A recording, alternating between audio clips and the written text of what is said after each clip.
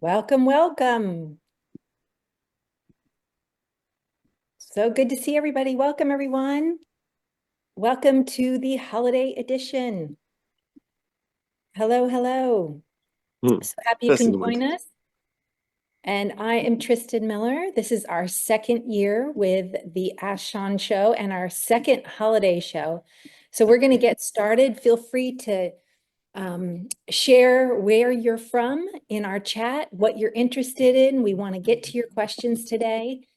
And as you know, Sean is Clean Energy Champion, California Energy Commission's Clean Energy Hall of Fame. And we are your co-hosts, Wave co-hosts, Tristan here, Wayne, Pete, and Joe. This is going to be recorded and be put up on our website so you can check it out later. And we will be emailing you guys the slides and all the details from the show. We're so happy you're here. And I'm going to hand it over to Sean. All right. Hey, folks. Thanks so much for coming tonight. Now, I will just briefly introduce myself. I think that's supposed to be my job here. Say, hi, I'm your host as well.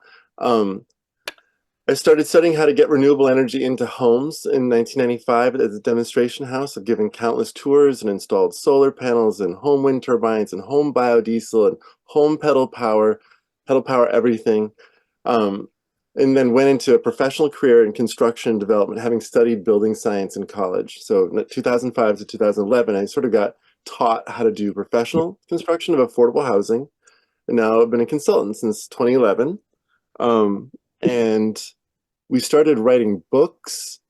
And so if this all goes by a little bit quickly for you, I encourage you to go to redwoodenergy.net because there's a free downloaded books that explain everything. And this is the pocket guide to all electric retrofits of single family homes. And there's like everything you want. It's all there. And we're updating it right now, like doing it on every 2-year cycle. Now with that, I want to introduce your free assistants because like I said, this could go kind of quickly. Cooper over at Quick Carbon, the chief quitter of all, provides a free service of helping people electrify. It's paid for. And so Cooper, could you please explain yourself? You bet.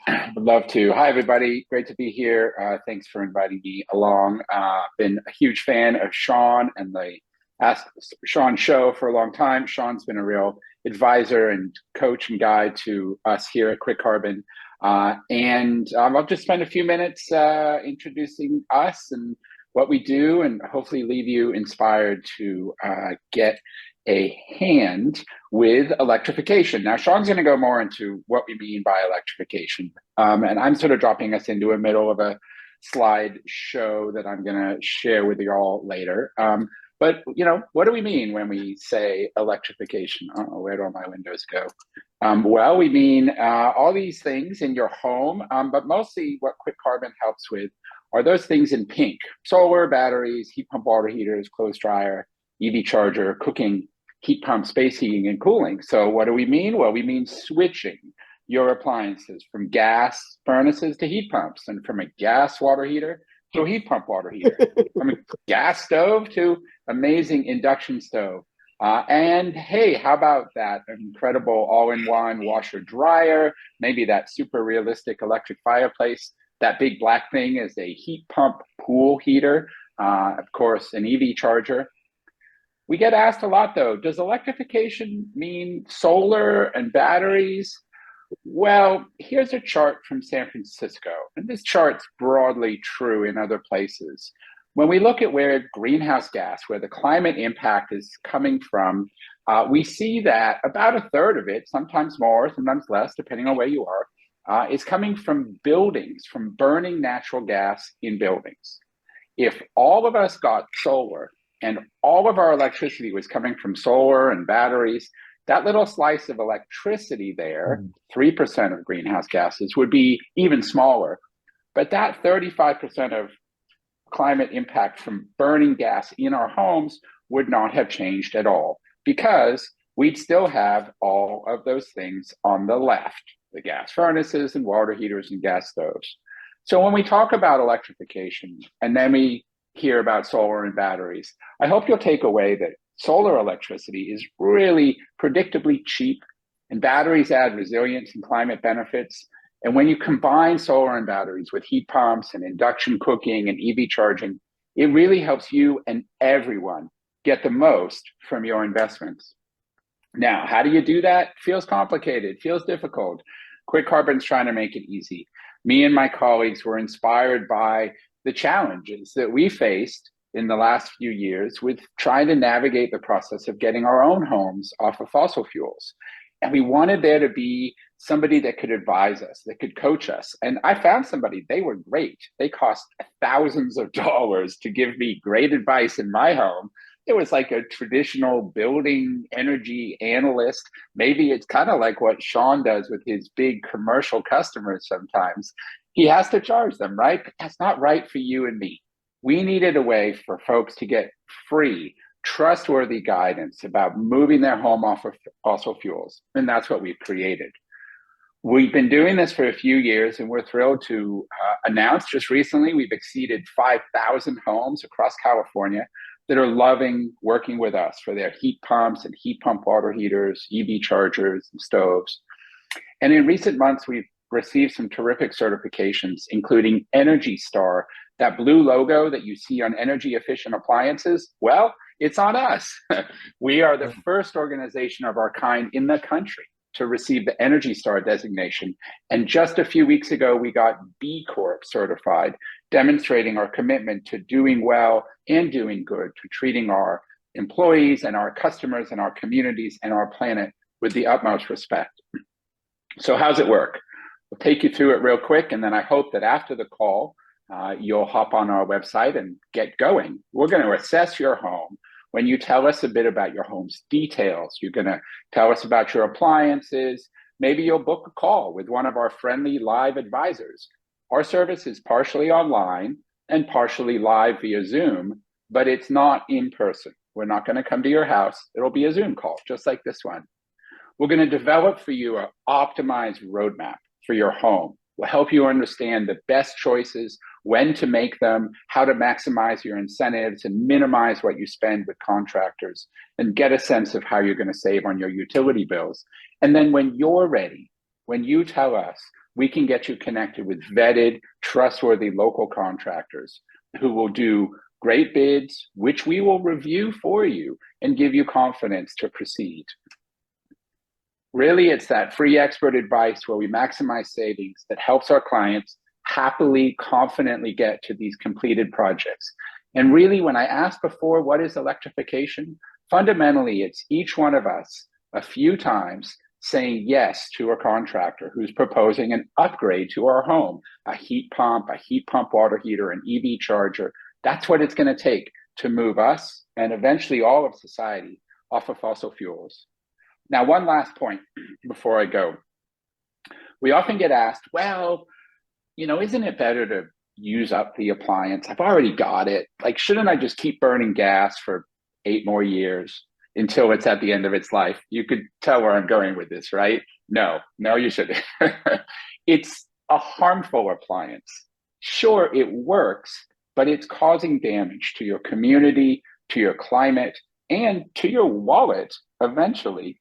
It's always better to get them out of your home. They all get recycled, and your new electric appliances are there making a better future for all of us.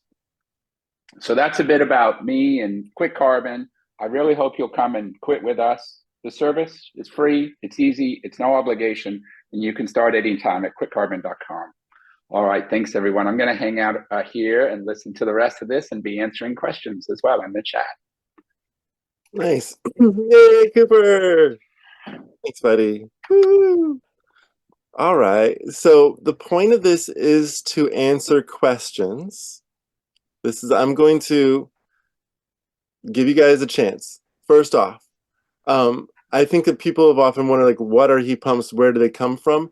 Basically, they began as ice-making machines, mostly funded by large breweries who were making ice to be able to then store and ship beer. And the center of heat pumps in the world was New York City, because that was also the center of chilled beer. So like Anheuser-Busch and the rest of them. But Carrier, it's an American heat pump and air conditioner brand. Carrier learned from the Brooklyn breweries how to make his first dehumidifiers and air conditioners. So that's the first one. Here's Carrier. That's his ice maker now turned into an air conditioner on the left. That's the first ever air conditioner. It's in his office in New Jersey. And then on the right-hand side, you see how all of us would like to live comfortably during the summer, the ever getting hotter summer. One of the nicest things, by the way, about electrifying your air conditioner and turning it into a heat pump is you automatically get a more efficient air conditioner out of it. It's usually like 30 to 50% more efficient. So just putting it out there, like a heat pump is a better air conditioner too. Now, in light of the previous election results, the ones we just went through, I wanted to bring this forward for people to see where electrification has already been leading in our nation, everywhere that's green, and where it has not been leading, which is everywhere that's orange. And what you're going to notice is that the Republican controlled states have been electrifying aggressively simply because it's a cheaper way to build. It also makes sense in the South because heat pumps that don't have computers in them, like all the heat pumps before about 2010, those kinds of heat pumps always worked during warm winters, whereas in the colder climates, you need a computer in your heat pump to work very well. Oopsie, pardon me. So one of the worst places in the whole nation for installation of heat pumps, even though we have a perfect climate for it, has been California, which is because of our history as an oil state, because we learned the wrong lesson from the 2000 energy crisis. We learned that electricity was dangerous as opposed to gas pipelines to California are vulnerable to explosion and exploitation because it was entirely a gas scam. You know, multiple people went to jail and one person killed himself. So, you know, committed suicide out of shame over at Enron, the organizer of that larger scam. So California is also the #1 gas consuming state per capita, per household, #1 state for overall consumption, #1 state for hookups.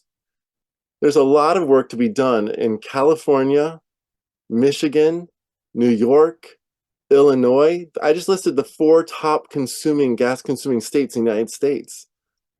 Think about the politics in those states I just listed. They're still very friendly to trying to fix the problems that they have been helping create, because those are usually states that are also fossil fuel producers. Fracking is big in Pennsylvania, New York, Michigan, Wisconsin, where I'm from. So this is market forces. This is not at all related to policy, except in California, where we're the worst on the West Coast because we did it on purpose. So we have a lot of opportunities to shift things without having to worry about the next 4 years of federal politics. Federal politics did not get us here, and it's not going to get us out either, honestly. This is market forces here. This is a map of heat pumps, which are in blue, versus gas furnaces in orangish yellow. And you can see in 2020, still a year when Trump was in office the first time, you can see that that's when heat pumps started to take over dominance, go neck and neck. 2021, and then 2022 and 2023. And this is a global phenomenon, as well as this is a USA map, but you'll see the same chart, only it happened a couple, 3 years earlier over in Europe. This is a market force. It's just become so much cheaper to move towards heat pumps now they have computers in them, as well as all the different policies. California started electrifying under the previous Trump administration, right? Berkeley's gas ban starts in 2019. We have lots and lots of cities across the state of California, but more than twice as many cities passed anti-gas bans, which is what just happened in Washington state. So I want to just note that there's always this tension.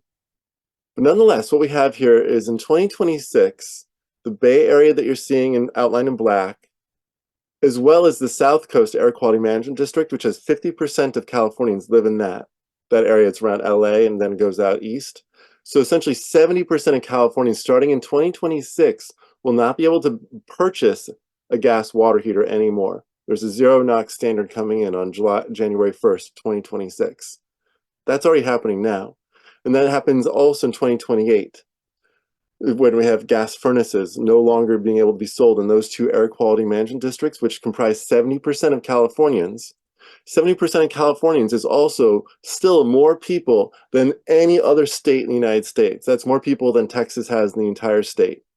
More people than Florida, more people than New York. So just those two air quality management districts, which are two of the filthiest air quality places in the nation. And then the state of California has also adopted that as a standard for the whole state starting in 2030. Gas water heaters, gas furnaces, there's standards for tortilla chip makers, cement furnaces, cars, Port Authority vehicles. There's nothing in California that hasn't been addressed by the California Air Resources Board at this point, with a regulation on when they're going to be phasing out gas combustion in them, with a goal of 90% of fossil fuel consumption has been eliminated by 2035 as the state mandate, with all these different regulations that are being adopted now and have been adopted already. So that's where we're going. Just so you know, 4 years from now, still moving that way. This is market forces you're seeing here. Hybrid cars spiking in the nation, right? Electric and green spiking across the nation. Up through 2023 is where this is mapped. It kept on rising, just not as fast in 2024. And here on the right-hand side, you can see our noble Bay Area, the leader, Cooper. I'm calling out to you here, buddy. This is like a name check. Bay Area, thank you very much.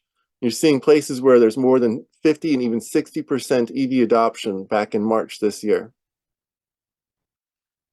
Now, that is to try to get you psyched up for the fact that this all happened during the previous Trump administration. Like, we started this movement then, and it's gained some speed, but we do not yet have Inflation Reduction Act rebates available in California. And we won't have them, I don't think, when Biden even leaves, for any of like the $14,000 per residence that was so exciting. All the work we've done the entire time during the Biden administration has been without any of those incentives. And what that work looks like is exponential growth. and it's been led by states and cities the whole time. Okay, so this is my, as a Christmas gift to you, Hanukkah gift, Kwanzaa gift, solstice gift, winter solstice, to cheer you up. If you want to go fast and inexpensively to electrify your home, which is what I want to do, I have 3 kids, bunch of debt, all the rest of it. So I have been putting in low-cost heat pumps. So on the left-hand side, this is actually a condensing washer dryer, and you plug it into the same outlet that you have your existing washing machine plugged into it. And now your washing machine also dries your laundry. It's a 120 volt outlet that you have there. You just get a 120 volt either condensing washer dryer or a heat pump washer dryer. It has to be a combination machine in order to use the washing machine plug. That's the code. And those machines come with that 120 volt, 15 amps if you want to get picky on exactly, their circuit. So these 1200 watt washer dryers can fit on any circuit in your house. This water heater, which I have in my house, this is from Rheem. A.O. Smith makes them. Bradford White is making them. There's a couple more businesses, but basically they're making them so you can plug it into any outlet in your house. Once again, 120 volt. So you can take out your gas water heater, and if there's a light bulb above it, you can turn that into an outlet and now plug your water heater into it. If there's some place around there where you can snake a wire, drill a couple holes, go plug it in. But you don't have to rewire your house. You can just put it wherever it is now. And if it's a closet, put a louver door on the closet so that the air can move in and out, but just go for it. These are heat pumps, packaged ones. My Dia, by the way, is offering now packaged heat pumps for the window. And if anyone's interested, I'll show you that in a moment. And then this is how I cook in my house. My 2-burner induction range is right here. I live in a tiny house. And this is the oven, and I'm going to show in a minute here a really cool thing, this new stove that we're developing. So you can plug it in anywhere. So this is your whole house, right? This is all 4 loads, all done. This could be done for the purchase price in the range of like $3,000 to $7,000, depending upon what you're getting. If you're worried about having a small panel on your house, there's now 3 different smart panels that will plug into as small as a 60 amp service or even a 30 amp. The Lumen here does 30 amps. EcoFlow and Span to the left, they both do 60 amps and above, as well as 100 amps and such. And you can basically plug in about 4 times as much power as you have available, because you almost never use that much power, no matter how many things you plug in. You almost never use your 60 amps, or your 80 amps, or your 100 amps. It just doesn't physically happen. So these smart panels are designed for the just in case they'll turn off a thing that you've selected. And it's a very inexpensive way. Like EcoFlow is $1,000. It's not expensive to plug in and avoid a large service upgrade, which service is like a big wire to your house, thicker 200 amp wire instead of a 100 amp wire. And that's expensive, like $3,000 to $30,000. Cooper earlier showed swimming pools. This is where I go swimming. My kids all go here, and there's a heat pump outside, and these are replacing the solar thermal collectors. Heat pumps are solar thermal collectors. They work in almost the same way if I went into the physics of it, but they just are. Like they collect heat from the air. They're a solar thermal collector because the air is warmed by the sun. So anyway, if you go in this place, CJ, my friend, he's got a rope swing. There's pineapples all around, banana trees. There's tomatoes in the wintertime, and all 3 of my kids have learned how to swim in his little saltwater swimming pool, been heated by his solar panels and solar electric panels and his heat pump swimming pool heater. Absolutely delightful. A lot of electrification does get led first by people with more money, be it the military or up here, the nation's leaders in solar installations from the 1970s, 80s, 90s, and early 2000s was cannabis cultivators in Humboldt County, Trinity County, and Mendocino County to a lesser degree. But up here, it's just people with money and need. Well, this is an example. This is $1 million for every 10 feet of 3-story tall, 100% solar and battery powered silent yacht. And this can go about 50 to 100 miles a day off the solar panels with no generators, no gas on site. They also have over the side an all-electric submarine by U-Boat Works. And they also have the Tega jet skis, like 0 to 60 in 3 to 4 seconds, but silent, so you don't scare any dolphins or whales when you're out there. And you can travel literally the world. It's a transatlantic, trans-Pacific, oceanic going yacht that they go up to 120 linear feet right now. They have a stateroom for 12 people sits there, in the galley for like your fancy cookover on the side. And these have been selling for years now. There's a whole bunch of them floating around the world. It's a very nice little thing to see. Got a heat pump for the swimming pool in the back.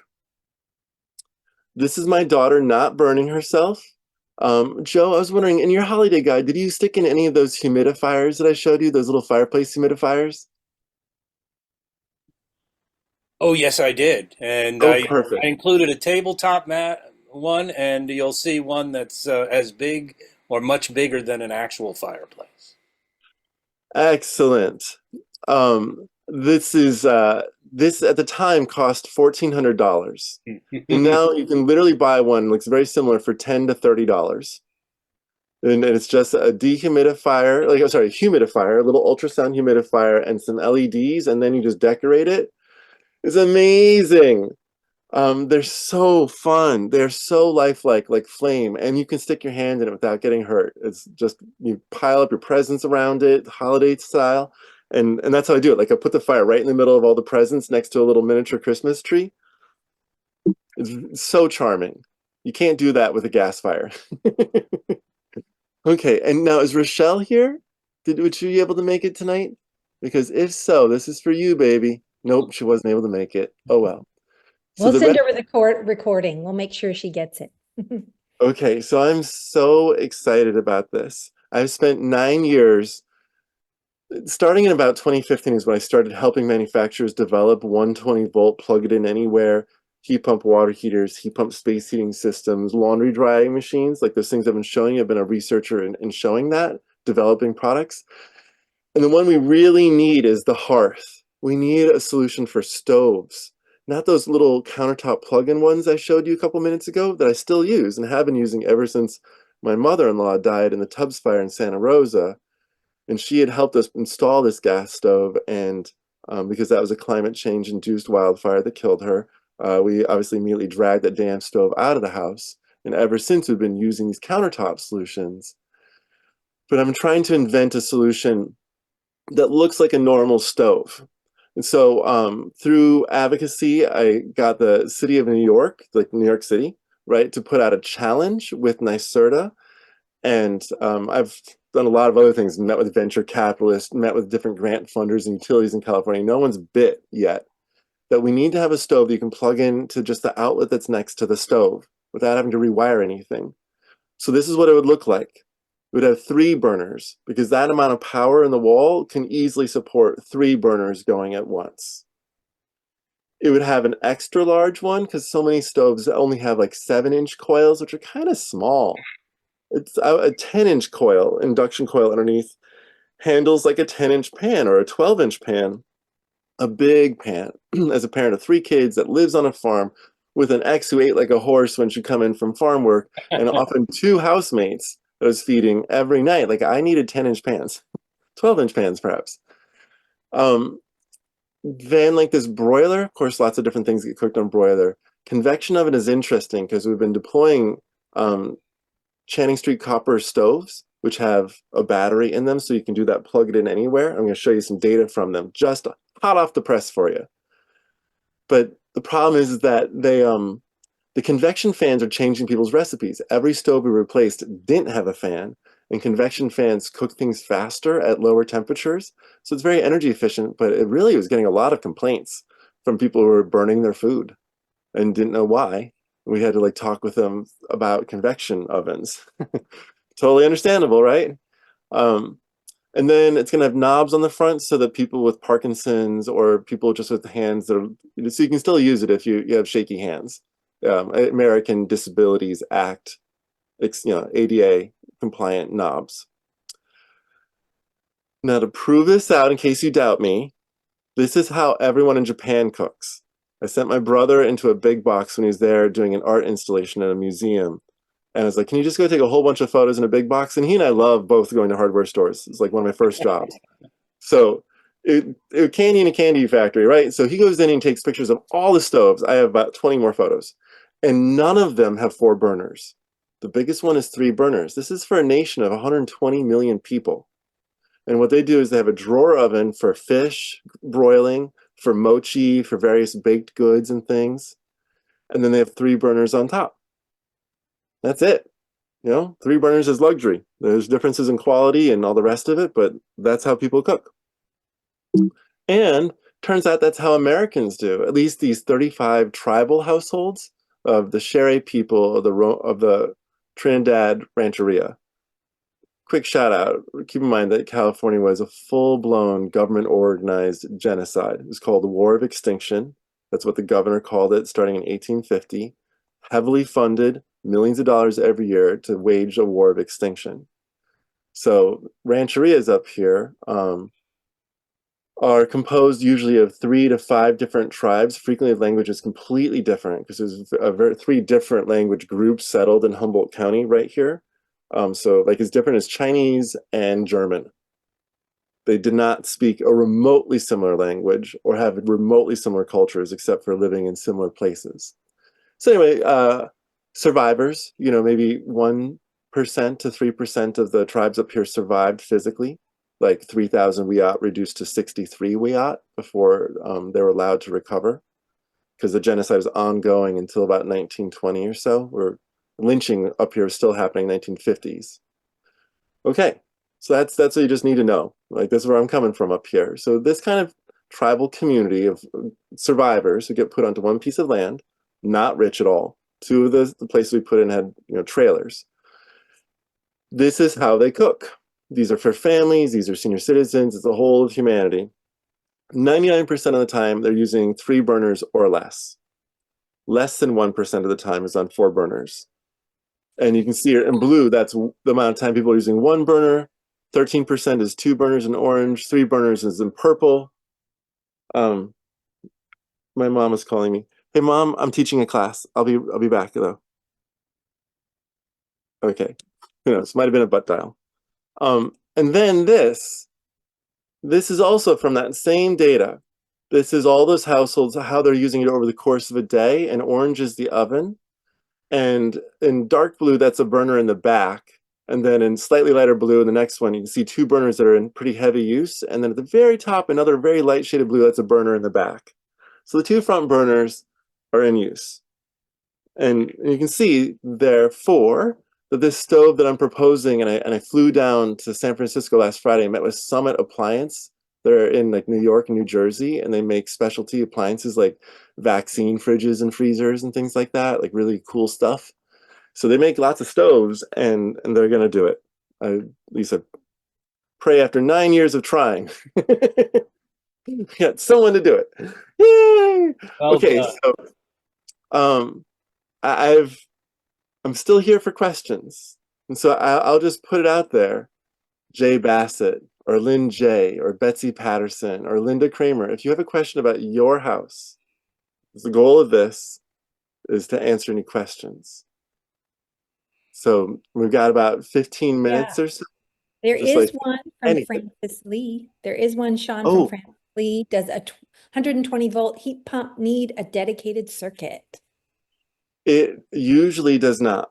Most of the 120-volt heat pump water heaters are made under 900 watts, which does not require a dedicated circuit. One of them that Rheem offers is a dedicated circuit model, and it doesn't sell very well because it has a weird use case. Why would someone put in an extra dedicated circuit? Why not just make it 240 volt, like make it the circuit for the common water heaters out there?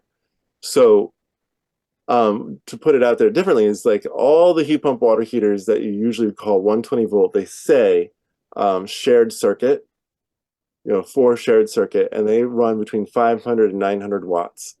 And if you're looking for what one to get, I would say generally A.O. Smith is significantly quieter. So it's good for a lot of applications where you're like, if it's inside your house and you're next to something. Rheem is less expensive and a little bit noisier.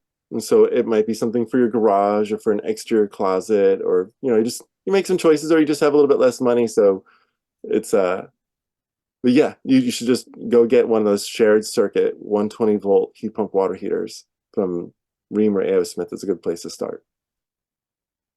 Oh, look at that. Quick Carbon has helped over 100 homes get the heat pump water heaters.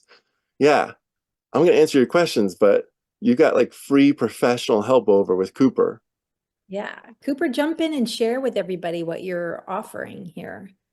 Ooh, Oh, sure. I posted there in the chat.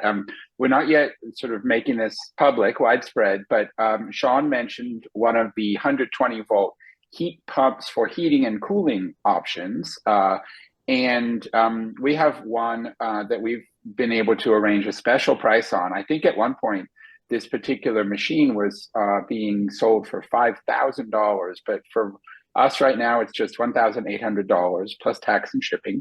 And this goes in the window of your house, and it's shaped like a saddle, sort of. It hangs down on the inside and the outside of your window instead of blocking your window like a normal window air conditioner. It's not precisely the quietest, but nor are typical window air conditioners, but it looks great. It works great. It's got a low setting that's a lot quieter. It's got a beautiful mobile app. There it is on screen. It's a pretty neat solution. And the nice thing is that it just goes in, right? There's no contractor. If you're a renter, you don't have to ask your landlord. It's just there. And now magically you're heating and cooling with clean and safe electricity. And as Sean was mentioning, plugs into a regular outlet, a shared circuit. So no electrician needed either. We got a grant and we installed 100 of these in low-income households in Fresno and some in the Central Valley, actually fairly scattered around. And almost everyone loved them. Some people didn't like the way that the window closed over them and had some issues with with some of the foam. And so definitely, I think they've come up with maybe a new kit for how the window closes around it. But the vast majority of the people said that they loved it and it was quiet, and we could document that it lowered their utility bills because it's such a more efficient air conditioner than people's previous air conditioners.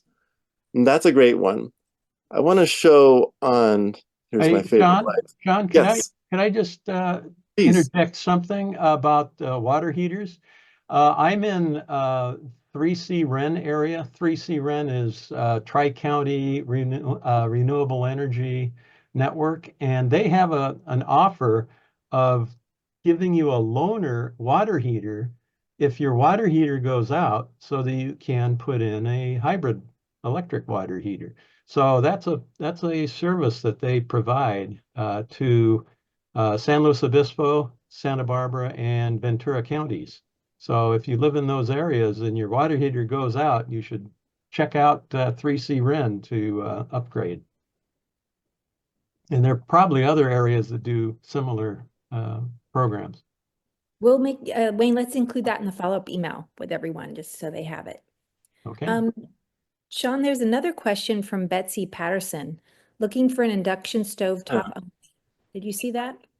I did. I'm just bringing up, thank you, Betsy, for asking here. So it is common to find fancier homes with like a countertop or like, built into their counter, in-counter range for both gas or electric, and then have wall-mounted ovens. So this is an example, I think, of the solution you're looking for, which is like a four-burner induction cooktop. And I think that's the word that you're looking for. In the United States, we seem to call induction elements burners. Fine, let's keep on working here. Who cares what we call it? And then cooktop as opposed to range, because range seems to mean in the United States, a box with an oven on the bottom and four burners on the top. Now, budget-wise, like Bosch that I'm showing you here, Bosch is a very nice brand. There, that's $2,000. You could spend a lot less, of course, on different products. But LG is also an excellent brand, perhaps one of the very best of all. Like they keep on showing up as like number one, number two on all sorts of different appliances right now. So they're running away with like everyone loves them points, and that is $900. So that Like, one's going to take 240 though, right? To power. yeah, That. all of these take 240. Oh, okay.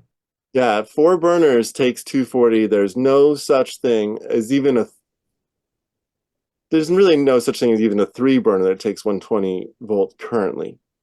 I'm sort of hedging my bets because there's this one really weird one that you plug it into two different circuits in your kitchen, so you'd have to run an extension cord to the other side of your kitchen to put it in order to run it all in 120 volts, which makes no sense. Why would you do that?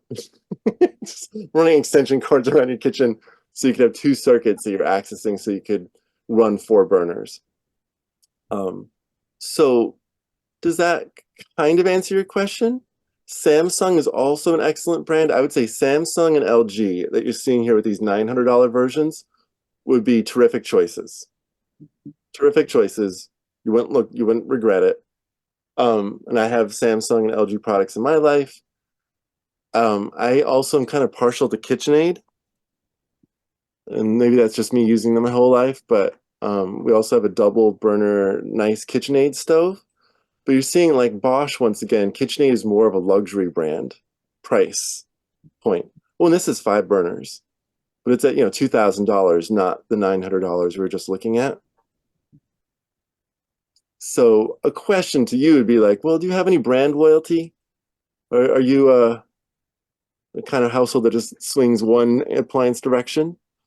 Oh, Patty, we're going to go to you next. And Cooper, you're already answering it. That's good. And Joe, you're going to show it in a second, right? But I would say for fireplaces, Patty, Yes. Dimplex is the best brand in my opinion. How do you DIM spell that? I'm going to show you this Oh, okay. rather than tell you. Give me a second here. I love the internet because, man, you can do this so fast. Okay, here's the official Dimplex store. And they, ads. Revolution, what charm of wood burning fireplace without gas. They have a variety of different kinds of electric fireplaces. And let's look at fireboxes and inserts for a moment. And that's probably what I mean. I have a conventional fireplace that I haven't used in a couple decades because of the pollution. And Right. and I could use the heat, but I didn't want to turn it into a gas fireplace. And a couple of years ago, I looked for electric options and couldn't really find anything. So, Well, this company here, what I like is called Optimist, because the Optimist is the one that has, so some of these, there's different ways that electric fireplaces make the illusion of fire. Sometimes they are an aluminum foil wrapped rod that's kind of crinkly, that has a light flashing on it that then bounces up and makes it kind of look like this usually through a cutout of flames to make it kind of look like it's moving. And that's kind of junky. Sometimes there's some sort of funky projection on a backlit screen, also kind of funky. I love these. These are where there's an ultrasound that makes mist that is then illuminated either with halogens or LEDs, and you can plug in as an extra, you can plug in a heating kit. because that's what I would want the heat with it. Yes. Right, so here you can see CDFI TM heat, independent built-in heater. Right, that's something that you'd get with it, get the built-in heater. This comes with a log kit if you want it. There's River Rock Media, Black Rock Media, Driftwood Media. So Dimplex is the company, and Optimist, which comes in all sorts of different sizes, that's their like mist-based one, which Joe's going to show you super cheap options for in just a second. Another one for you to be aware of is a Firewater, which that doesn't, yeah, it looks like alcohol. So mist fireplaces. These are kind of like, there we go. Oh, look. They have Aquafire.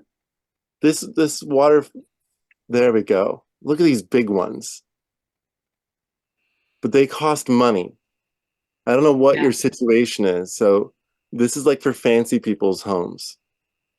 I'm not a fancy person, but I can, $1,000 or so is 1,500. I'm Gotcha. fine. Well, here. Oh, I'm gonna. This I got on Amazon. I don't know if you can see me here, but this box that I'm holding in my arms, this is $400, and I got this on Amazon. It's one of those fireplaces. And I just looked it up. It's like, it's an ultrasound mist-based. Sorry, it's blurry. It's just a box with a bag around it. It's like those things I was just showing you. And I thought that like Dimplex, which is the big brand name that I purchased previously for $1,400, it's like, oh, well, maybe they sell them on Amazon, whatever. But I discovered that no, there's tons of these things, knockoff brands coming from China that are $400. And then Joe and I were poking around. We discovered there's knockoffs that are $30. I mean, and so if you're on a budget, you can pick your point on that one. You can get $5,000 or you can get $50 or $30. I have to put this down. It's kind of heavy, but Well, I want something also that lasts. I don't want to have to, throw it away every couple of years and create that waste too. yeah, well, that's all about like warranty. So you might want to get more of a conventional brand name that has, a name behind it, like Dimplex. Yeah. Okay. Okay. Great. And Dimplex is the one that has outlets built into it, so you have a heater that blows warmth also.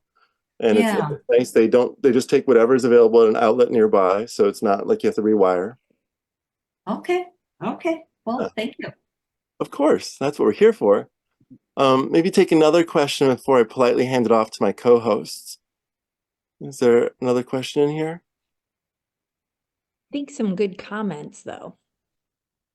People are just popping them in there. Yeah, some good questions in the chat, some pretty decent answers, but scan and see if you see better answers.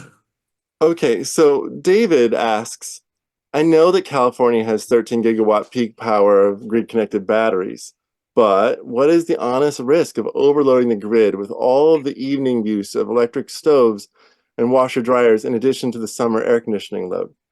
Great question. Let me see if I can show you the answer physically because I have a slide on it.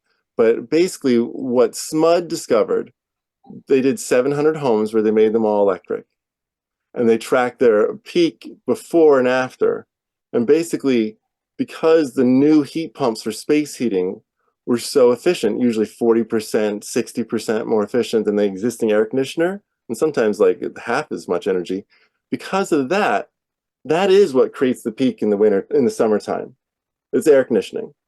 And they found that overall, the total peak for the house is about 10% lower, even the all-electric homes, because of the heat pump for space heating being the thing that was the big driver of the peak loads. So what we've discovered is that electrifying people's homes is the solution to grid peak. That's how we get the peak down, is we put in really efficient air conditioners. That's the problem. It's the air conditioners, and the solution is a heat pump that does space heating, because instead of having, for instance, an existing air conditioner that's functioning at, say, SEER 12 or SEER 14, the federal minimums, instead you have an air conditioner that's SEER 16, SEER 19, SEER 25. And those higher SEERs that come with adding a computer to the heat pump, that's how you get those higher SEERs usually. That's how you get the efficient space heating in the wintertime, adding a computer. So anyway, that's the solution, is electrifying people's homes, just provided that you put in a decent heat pump for space heating, and the rest of it comes out in the wash. And demand devices now are the large current drawing devices are going to have a demand response capability, so that you can enter into programs where they will pay you to throttle your heat pump back, or your water heater or air conditioner back during peak times, and they will pay you for that luxury. And heat is something you can store heat, and you can look at heat as a battery. So you can heat your home or cool your home before the peak hits, and then kind of coast through those times. So smoothing the load is going to be something that is coming to everybody in the near future. There was a question that I wanted to quickly get to, which was recommendations for countertop brands. And New Wave is excellent. It has great controls. If you're like a better cook, I would recommend going towards New Wave because you can control it by temperature and has lots of increments. Go for New Wave. However, I've bought, I don't know, a dozen or more of these all different brands, and I personally prefer Chef Top. I think that's the one here. Yeah, by Drink Pod. It's quiet. I really don't like beeps, and I don't like fans. And all these things have beeps and fans. And this one also does automatic power balancing, where if you're having one you're trying to boil and you like put more power to it, then it actually takes power from the other one if it needs to. And I like the fact that it just does it automatically. Some people want it to beep at you and tell you that you need to turn down the heat on one to be able to have the other one go up. And I'm like, I don't want to hear a bunch of freaking beeping. So this is my favorite. It's not as cheap as you wanted. This on sale is $155.99. That's a 2-burner. And like I said, I think that New Wave for your 1-burner is probably your best choice. And there's one other thing that's worth putting out there. I think that New Wave has an extra large induction burner. They used to have one that was specifically like an 8-inch coil, but then they discontinued it. And so I'm not positive that you can, let's see, oh, here it is. Look, it says large 8-inch heating coil. $89. Yeah. And the 8 inches is what you're looking for, because frequently if they don't say it's 8 inches, it's 7 inches, it's 6 inches, it's 5 inches. It's crap, and so they make them about as large as 11.5 inches in the United States, and they make them as large as like 36 inches, 40 inches in China for really big woks.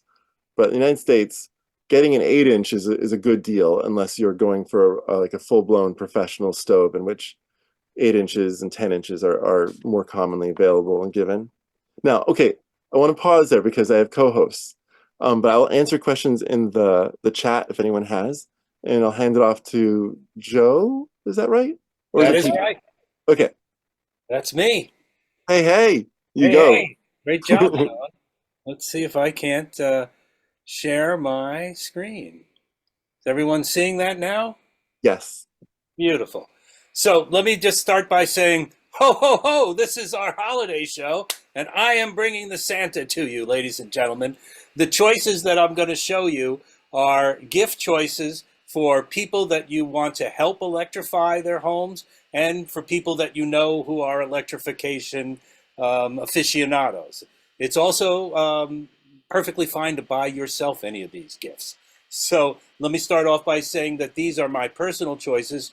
And as you've heard from Sean, in almost every category now, we have a plethora of options from different manufacturers and brands. So in the case of mine, several of these are ones that I own and we use here in our home. So let's get started with making the season brighter. We actually have a string of purple lights surrounding the ceiling in my living room of the old-fashioned kind of light bulbs. But these new smart LED strips are incredible. They're exceptionally cheap. This one is 130 feet for $16. You can program them on your phone and make them react to music. You can change them to the color of any holiday you can imagine or make a disco in your place. A large number of manufacturers of these with a lot of different options. Then if you want to make your season brighter by being a little brighter upstairs, you know, I follow the edict that you cannot manage what you don't measure. And I've had one of these kilowatts. It's a very simple device, but it's extraordinary. You plug it into any outlet that you run an electrical appliance or device on. You plug that device into it. The kilowatt will tell you how much energy it uses, and it'll tell you based on your electric rate how much it costs you to run that thing. This is a beautiful gift for anybody that you know that doesn't know what the hell their electrical stuff is costing them. Now, let's get smart. And when I say let's get smart, I have this 4-pack of smart Wi-Fi plugs, and I turn lights off, and I turn other appliances in my house on and off from vacation places and from other rooms of my house. You don't have to get very smart to spend $33 to have 4 different appliances. You know, I have my garage door on one of these because in my neighborhood, kids are using remote devices to open people's garage doors. So I just set it to automatically turn off from midnight to 6 in the morning, and it turns back on when I need it. It works beautifully. Also smartening up, if you have a mini split system or an HVAC system that relies on a remote control that you have to point at it to operate it, you can get one of these, and there are many brands that do this. I have a Sensibo Sky, and I basically connected it to my system, and now I can use my smartphone to operate my mini split system and turn on the air conditioning before I get home. It also gives me the option to do all kinds of energy saving shifts and timing, and it works like a charm. And this one was $89. I'm trying to start off with very affordable items here, under $100, and we'll get more expenses as we go along. And here's the start of that. You know, once you start to rely on electric power for everything, you're now at the mercy of the grid if you don't have a solar system and a battery. So we all have to be thinking about how do we get emergency power when the grid goes down. Here are a couple of options. There are a ton of these portable power stations out there. This one happens to be highly rated by New York Times Wirecutter. For a variety of reasons. It's $750 at REI right now. But as you can see, it's got 6 AC outlets to plug things in, 4 USB ports, 2 USB-C ports. So when the grid goes down, you can plug a wide variety of communication and other appliances. For your friends that have an EV, you know, I've got an N-phase battery on the outside of my house, and it's 10 kilowatts. But I also have a Chevy Bolt, and it's got a 66 kilowatt battery inside of it. And how do I connect that to my house? Well, pretty simply. And people have been doing this all over the country in earthquake and hurricane territory. You can connect an inverter, a DC 12-volt inverter to AC, to your car's lead-acid battery. You turn your electric car on and put it in park. It will stay on for days.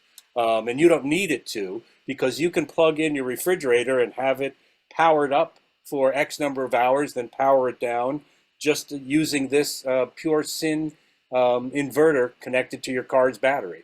It uses so little of the electric car's big battery to run that. It's been proven all over America, and now they now have kits that let you just kind of plug and play using these as well. Let's talk about your outdoor lawn and garden equipment, because no matter what you have and no matter what your friends have, maybe your neighbor with that really noisy leaf blower would really enjoy you giving him one of these electric powered leaf blowers. If you want to go even bigger, some of us really hate the sound of gas lawnmowers constantly. These electric lawnmowers work like a charm. They use, in the DeWalt case, they have over 300 different products that all use this 20 volt, 60 volt max battery. So you can power all of your different equipment, whether it's by DeWalt or another manufacturer, using the same batteries. These variety of prices, and with the holidays coming up and Black Friday, look for these to be on sale to get some for you or your friends. Electric mobility, it's not just about having an EV. There's a lot of ways to electrify your transportation. This particular foldable electric kick scooter is designed for older, heavier people like me.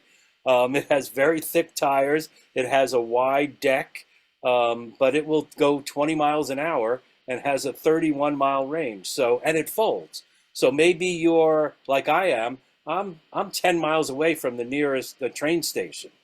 And it would be a nice thing to have one of these, ride it right over to the train station, fold it and carry it on the train where I'm going. I happen to have this level 2 electric bicycle, and I love it. I ride it all the time. I had a regular bicycle, and I live in a hilly area, and I used to ride occasionally, but now I ride everywhere. And I replace so many car trips to the drugstore, to the post office, to grocery shopping. I have a nice basket on the back of mine. But this is just one brand and one style of electric bikes. You've probably seen in your neighborhood all kinds. And there's some tremendous cargo bikes that let you really carry a lot of stuff, including your kids.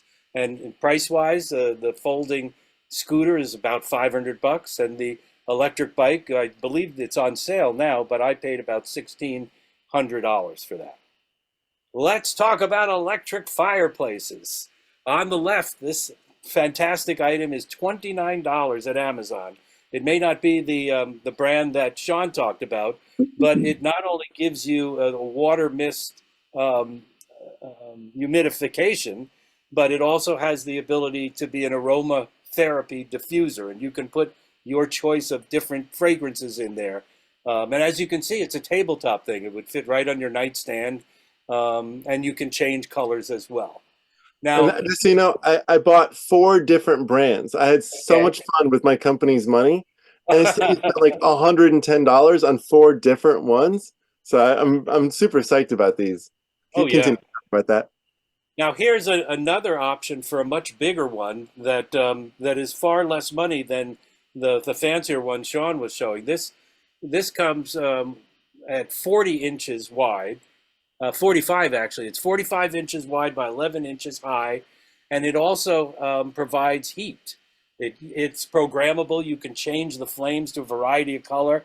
It has sound effects so that you can have 3 different crackling sounds. And infrared heating is the big thing about this. You can hang it right on your wall like a flat screen television. And this is $380 at turbo.com. They're a company that has a variety of these in different sizes.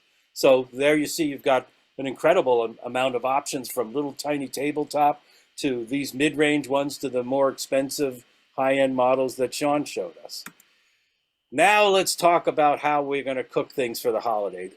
These 2 items right here replaced our gas 30-inch stove in our house a year and a half ago. Now there's only 2 people in my house, so it makes it pretty easy for us to use this smart oven. This smart oven has about 15 different modes. It does, if you're a baker, it does proofing. It dehydrates food. We use the air fryer in it all the time, and it works as well as any standalone air fryer only. This costs about $400. We got it on sale and saved about $50 when we bought it. And so far, you can put a 14-pound turkey in there, which is plenty big enough for my wife and I. Then when it comes to a single induction burner, this is the one we got, and we paid just about $110 for it on Amazon. And we got it because we didn't know Sean then, and we didn't have the benefit of his advice.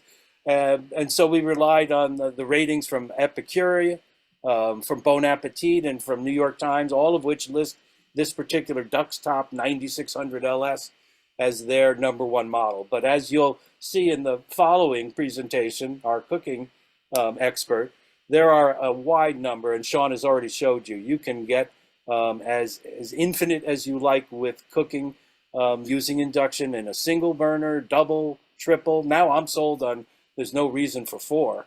And your chart, Sean, showed that 84% of all the users only use 1 burner.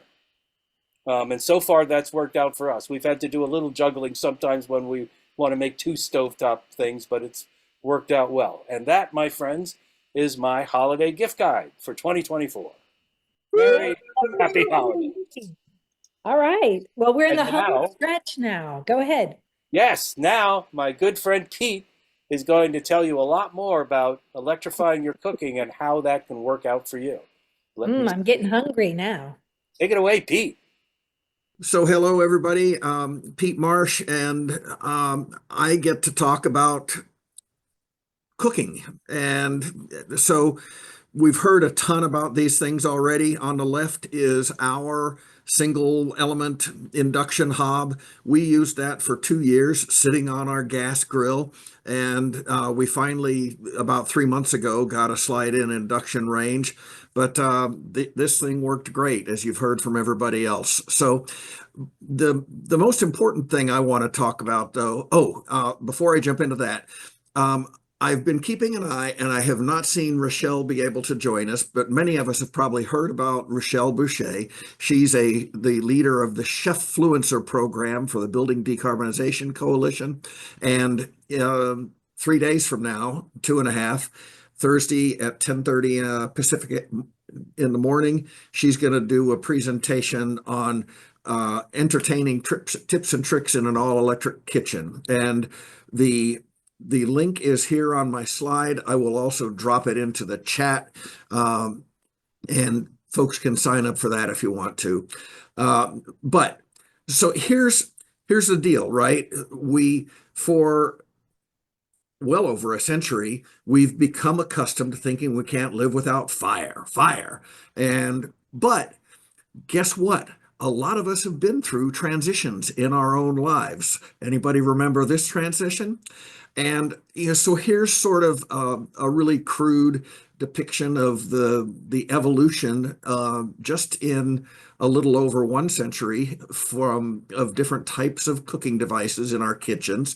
But we settled on the perception that these gas stoves are the core of a gourmet kitchen in many states in the country, because of marketing from the Gas Association, like this slide, which is not sexist at all. But anyway, so this is 1939, 85 years ago. But what has that brought us? Well, guess what? 42% of kids who grow up in households with gas stoves kids who grow up in gas stove households are 42% more likely to have asthma because of this pleasant sounding cocktail of carcinogens. And this is only 5 out of about 30 or 40 combustion byproducts from burning a fossil fuel inside our kitchens, which is fundamentally about the same as putting a hose in a car's tailpipe and running that into your house. So that's what we have been convinced is a good idea. And this is the industry that preceded the one that's doing it to us. So as we think about the transition, here's one of our heroes in the electrification movement, Amory Lovins. He grows bananas in his Rocky Mountain, nearly zero energy house. But he points out, we don't actually care about lumps of coal or barrels of sticky goo. We want hot showers, cold beer, comfort, mobility, and illumination. So here's a handful of models, and I'll put a link to my slide deck so that you can get these links also. But you can see I've got 3 different models of induction stove that are $1,200 or less. That's a little bit more than the lowest priced gas stove. The last time I did this comparison shopping was about 5 months ago, 6. This $5,500 one is the model we got because we had a 36-inch gap, not a 30-inch gap. Sean has told me that I should have just put in a 6-inch filler, and I think he's right. But anyway, and now the holiday festivities. This is Ying Shipman on the left. She's a fantastic cook and also one of BDC's chef-fluencers.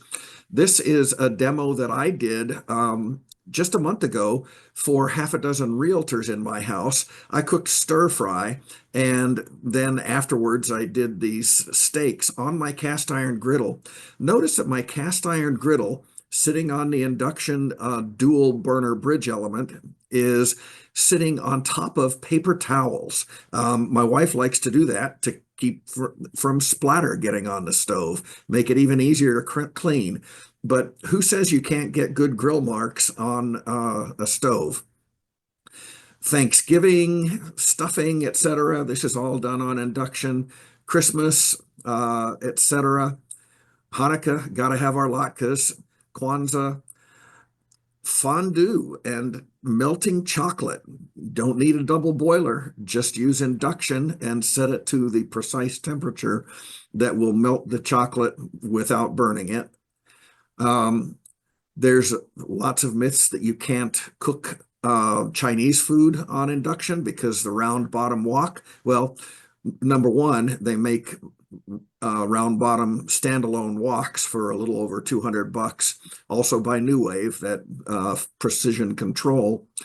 But here is my demo for realtors with a wok that's a 14-inch wok, but a 7-inch flat bottom. Works great on my standard induction stove. And we cooked up a great meal. And why do I call this the Ben Franklin stir fry? Because I did a 100% gimmick, 100% effective demo. I put a $100 bill underneath of the pot for boiling water before the realtors arrived. And then when the water started to boil, I lifted up. There were audible gasps of surprise. And one of the realtors asked me, "Gee, did you know that was there?" And I said, I wanted to say no, because these $100 bills, they're kind of like pocket change to me. It's like couch change, but I didn't. But the point that really is making is that induction stoves are so much safer for our young kids, our grandkids, our aging parents, all that. So, Woo! Yay, Pete! All right. That was Well, Well done. Now I'm yeah, hungry. I think we did the thing we came to do, We and I did. just want to thank Tristan and thank Wayne and Joe and Cooper and Pete for all this group effort. As we put this show on. We have another show I think coming in January. We're gonna Yeah. skip December because it's our holiday season, and Yeah. hope you all have a lovely holiday season now. And we'll send out the advertisement, and you guys get the slides. And I'm gonna go make some dinner on my induction range over here. Yeah, thank you, Francis. Thank you, Darylyn, for coming. Thanks, everybody, for coming. I really enjoyed it, even though I wasn't visible. This is Lynn J. Oh, thanks, Lynn, Lynn. so good to meet you. We hope to see you next time. And please, everybody, if you need our help with your electrification or hi, Francis Lee. Hey, if you all want to turn on your cameras, we can take a quick holiday photo. Ready? Real quick. Not me. I Yeah, got don't turn it my on. hair. We'll just do a few of us. Yeah, Craig, that looks good. All right. So if you need help with any of your electrification journey, I want you to stay in touch with us, okay? Please, please stay in touch with us because we would love to help you with all that you're doing. and answer your questions. And we'll be sending you the gift guide too. And it's good to see the Millers who do an electrification show in New Jersey. And if you would like us to do a show for one of your groups, please let us know, okay? Oh, Craig. Bye. Bye, Joe. I'd Bye. like to Goodbye. share Nice to see you all. at my climate meeting last Saturday, I brought a single top induction burner and I did a demo in the meeting and just had everybody guess how many seconds it would take to boil water. And we just made it fun, lively. And I said, who wants to borrow this and take it home for 3 weeks and try it out? So it's fun to just lend these things out, let people get a taste of how fun it is to go induction. And I know Southern California Edison will lend you one if you want to try one out at home too. Tristan, Yes. can I just say something real quick? So Orange County Power Authority, the CCA in Orange County, we just launched our incentive finder and we're at ocpower.org and you can look under our energy programs for our incentive finder. I'll also send Tristan the link. But please let us know if you know of anything locally in the SCE Southern California area is an incentive that you want people to know about, because we'll update our incentive. It's not only state and federal, but also local incentives. So just want to make sure you know about that. We'll be happy to. We'll keep in touch, everybody. All Great. right. I hope you Thank you. get whatever electrification gift you want this season. Have Woo! a great holiday, everybody. We'll see you. You in Like January. like you, I'm sending Santa a note for that yacht. Yeah, we're all going for that yacht. I'd rather have a Happy- friend with a yacht than a yacht. Yeah, well, we need one to demo for the show. I really think it's an important expense. You all are invited. We'll get on the limo. Hey, Thank Kathy, you how's so it much. going? Thanks, Good Linda. night, Good to see everybody. everyone.